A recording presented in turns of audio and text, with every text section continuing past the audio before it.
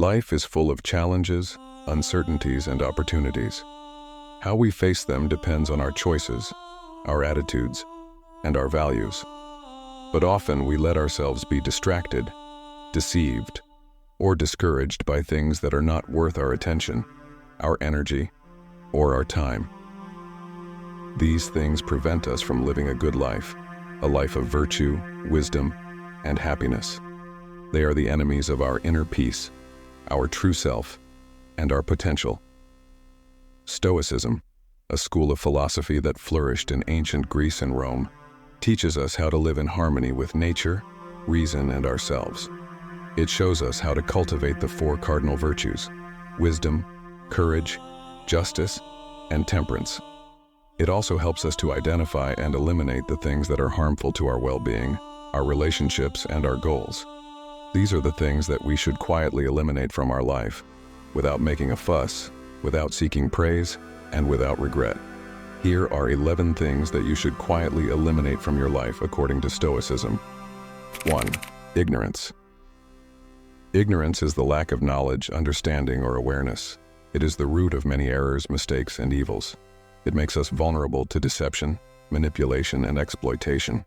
It also makes us arrogant, presumptuous, and dogmatic. Ignorance is the opposite of wisdom, the highest virtue and the goal of Stoicism. To eliminate ignorance, we need to seek knowledge, but not just any knowledge. We need to seek the knowledge that is useful, relevant, and reliable. We need to seek the knowledge that helps us to live well, to act rightly, and to think clearly. We need to seek the knowledge that is based on evidence, logic, and experience. We also need to be humble, curious, and open-minded. We need to admit our limitations, ask questions, and learn from others. We need to be willing to change our opinions when we are proven wrong, and to suspend our judgment when we are in doubt. As Seneca, one of the most influential Stoic philosophers, wrote, "The first step towards wisdom is to acknowledge one's own ignorance." 2. Passion. Passion is the excessive or irrational emotion that disturbs our reason, our judgment, and our tranquility. It is the impulse that drives us to act against our best interest, our moral principles, and our rational goals. It is the force that makes us lose control, act impulsively, and regret later. Passion is the source of many vices, such as anger, greed, lust, envy, and fear. Passion is the opposite of temperance, the virtue of moderation and self-control. To eliminate passion, we need to use our reason, our will, and our discipline. We need to use our reason to examine our emotions, to understand their causes, and to evaluate their consequences. We need to use our will to resist the temptation, to overcome the habit, and to change the behavior. We need to use our discipline to train our mind, to regulate our body, and to cultivate our character. We also need to avoid the things that trigger, feed, or amplify our passions, such as bad company, harmful substances, or violent entertainment. As Epictetus, another prominent Stoic philosopher, said, "Freedom is secured not by the fulfilling of one's desires, but by the removal of desire." 3. Complaining. Complaining is the expression of dissatisfaction, discontent, or resentment. It is the act of blaming, criticizing, or lamenting. It is the habit of finding fault, making excuses, or seeking sympathy.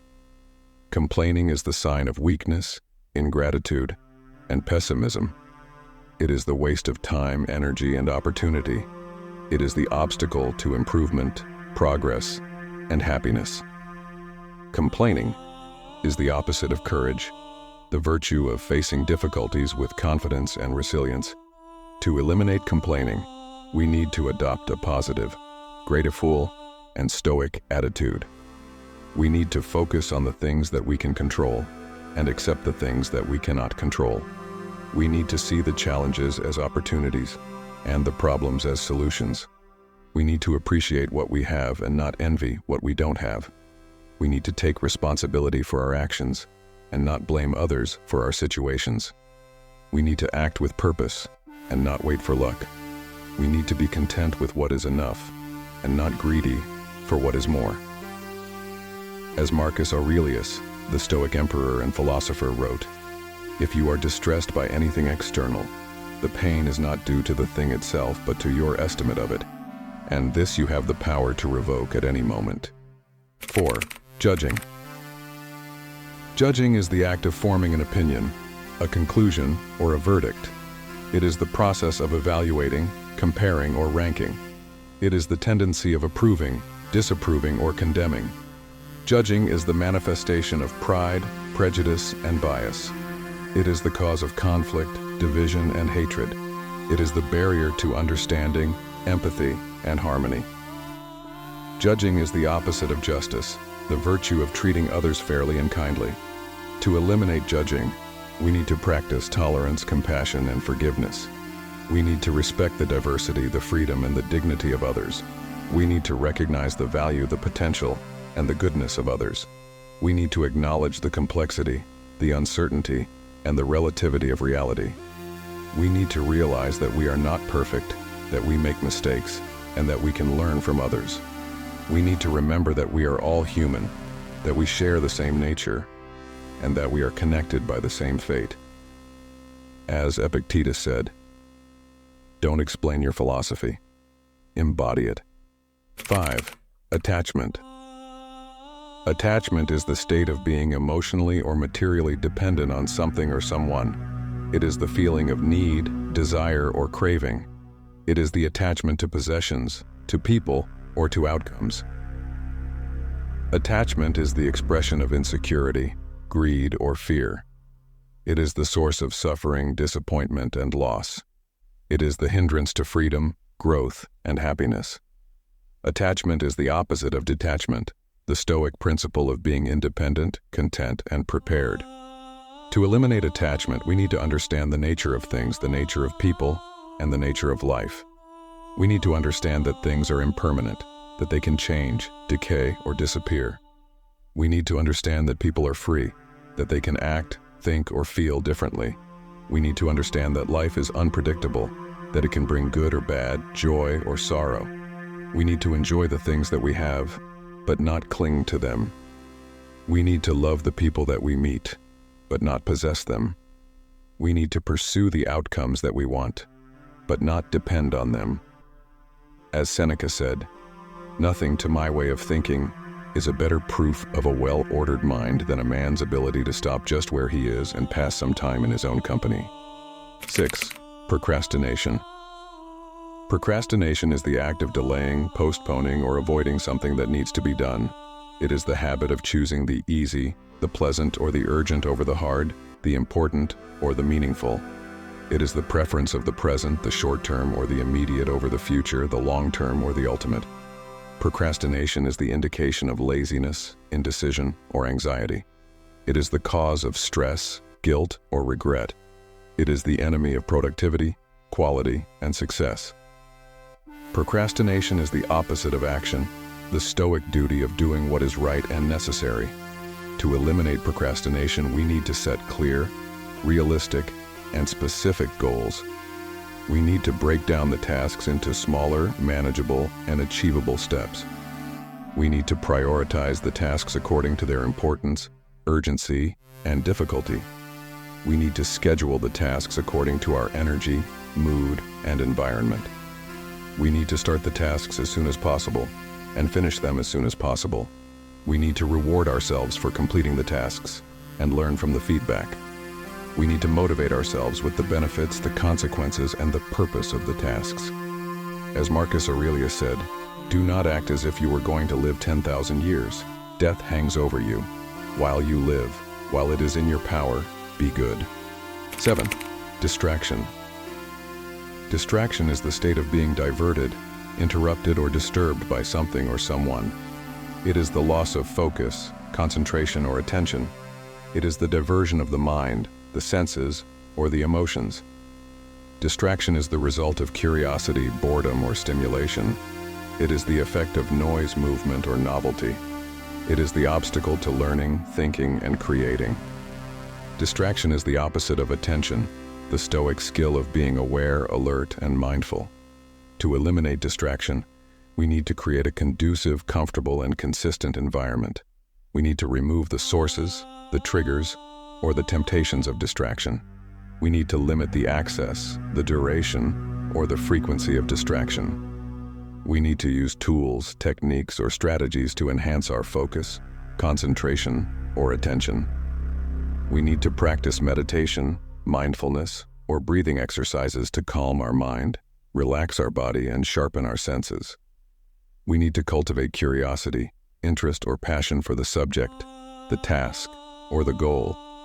We need to challenge ourselves, improve ourselves, or reward ourselves for maintaining our focus, concentration, or attention. As Seneca said, "To be everywhere is to be nowhere." 8. Comparison. Comparison is the act of measuring, contrasting, or relating oneself or something with another.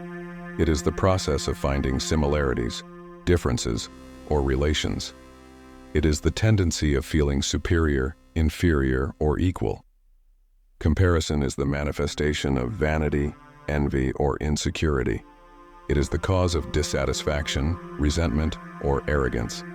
It is the barrier to self-esteem, self-acceptance, and self-improvement. Comparison is the opposite of self-reliance, the Stoic value of being independent, confident, and authentic. To eliminate comparison, we need to realize that we are unique, that we have our own strengths, weaknesses, and potentials. We need to appreciate our qualities, our achievements, and our contributions. We need to accept our flaws, our failures, and our limitations.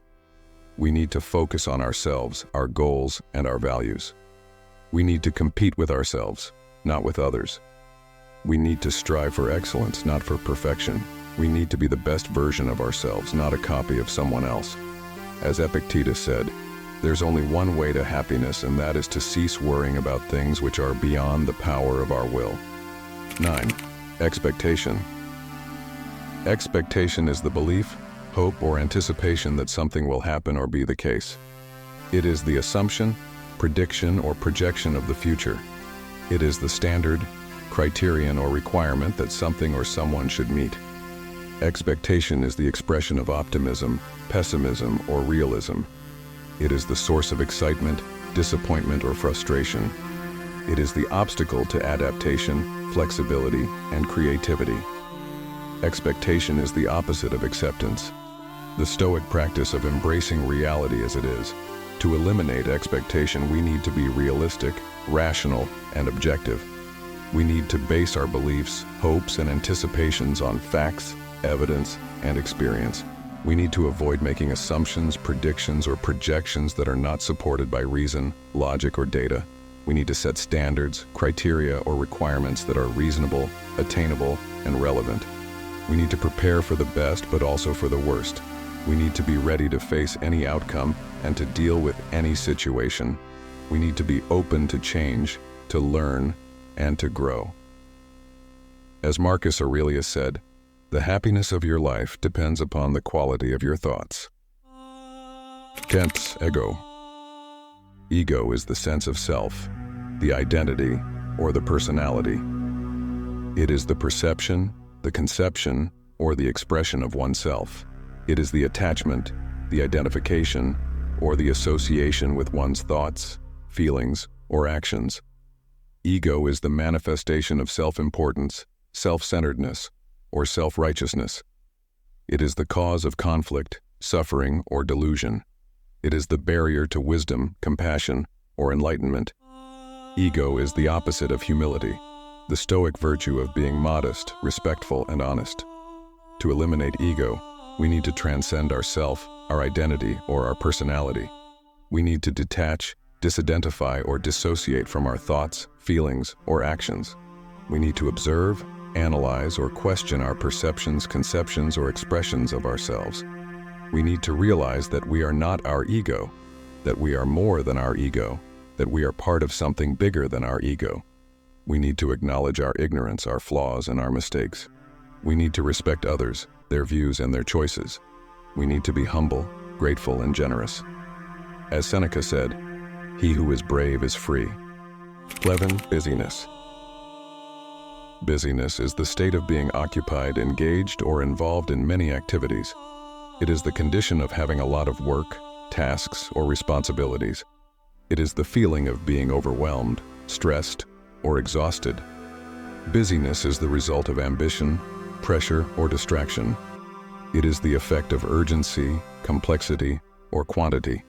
It is the enemy of simplicity, clarity, or quality. Busyness is the opposite of leisure, the Stoic ideal of having time, space, and freedom for oneself. To eliminate busyness, we need to simplify, prioritize, or delegate our activities. We need to reduce, eliminate, or outsource our work, tasks, or responsibilities. We need to focus on the essential, the important, or the meaningful. We need to create, protect, or enjoy our time, space, and freedom for ourselves. We need to relax, rest, or recharge our body, mind, and spirit. We need to pursue, cultivate, or express our hobbies, interests, or passions. We need to have fun, play, or laugh. As Seneca said, "It is not that we have a short time to live, but that we waste a lot of it." Remember this. These are the 11 things that you should quietly eliminate from your life, according to Stoicism. By doing so, you will be able to live a good life, a life of virtue, wisdom, and happiness. You will be able to overcome destructive emotions, achieve inner peace, and fulfill your potential. You will be able to be yourself, do what matters, and enjoy what you have. You will be a true Stoic, a master of yourself, and a friend of the world. Closing message. In the journey of self-discovery and inner mastery, join us at Virtue Vibe, where the timeless wisdom of Stoicism meets the modern quest for fulfillment. Subscribe to our channel and embark on a transformative odyssey towards a life of purpose and resilience. By subscribing, you'll unlock a treasure trove of insights, guiding you through the quiet battles of the soul and empowering you to embrace the serenity of your own inner citadel. From ancient philosophy to practical wisdom, our videos offer a sanctuary for seekers of truth. Don't miss out on our latest uploads and updates. Activate the notification bell to stay tuned and be the first to witness each empowering message as it unfolds. Together, let's forge a community of like-minded souls, united in our pursuit of virtuous living. Join us on this journey of growth and transformation. Subscribe to Virtue Vibe, activate the notification bell, and let's embark on a voyage towards a life of meaning and resilience together. Thank you for choosing Virtue Vibe as your companion on this quest for wisdom and resilience. Together, let's illuminate the path towards a more fulfilled and meaningful existence. Stay tuned, and thank you for watching.